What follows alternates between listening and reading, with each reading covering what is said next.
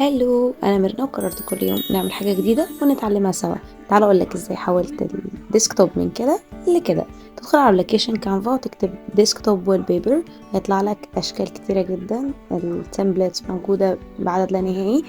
انا اخترت منهم شكل بسيط جدا وبدات اغير في الالوان واضيف ستيكر واحط الاهداف بتاعتي في التو دو ليست، وحطيت اللي هي ريمبر، حطيت فيها ايه كده تشجعني طول الوقت، وفي مكان فاضي للابليكيشنز. وده كان الشكل النهائي بتاعها.